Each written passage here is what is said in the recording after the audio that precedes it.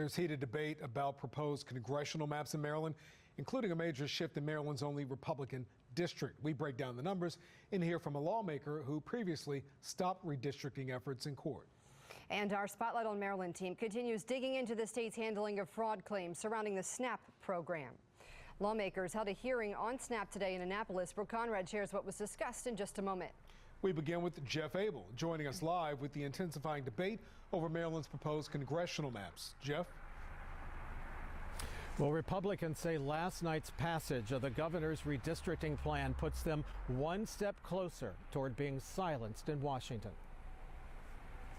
It was a marathon hearing with a most predictable outcome, and it all centered around the governor's redistricting map, which Republicans fear could cost them their one congressional voice in Washington. Governor Moore and Democrats in Annapolis, you are stealing our voice and our votes. Right now, of Maryland's 8 congressional districts, just one of them is represented by a Republican. Congressman Andy Harris represents Maryland's 1st district. That mostly Republican district includes the Eastern Shore, Cecil County, and parts of Baltimore County. But the governor's new map, which was approved by a House committee on Tuesday, would move an estimated 30,000 Republicans out of District 1, and it would add an estimated 40,000 Democrats to that district by winding its way through the heavily Democratic Anne Arundel and Howard counties.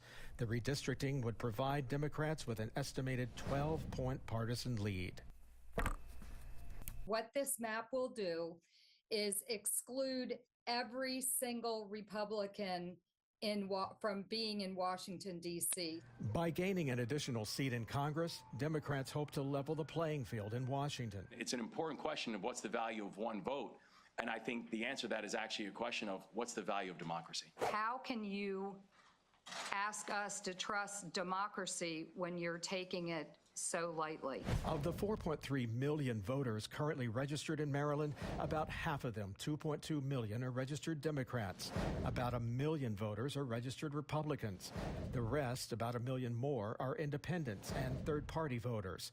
But if the legislature greenlights this new redistricting plan, Democrats would have the controlling majority in all of Maryland's 8 congressional districts. It's a big enough majority Democrat that it would be almost impossible for a Republican to win. 4 years ago, Delegate Kathy Szeliga successfully sued the state when lawmakers made a similar redistricting attempt. She's now bracing for a new fight. Should this very unconstitutional and unfortunate measure pass through both chambers and the governor would sign it with fanfare, we will immediately file a lawsuit.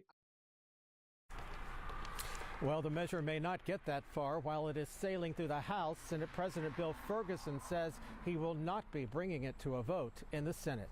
We're live tonight. Jeff Abel, Fox 45 News.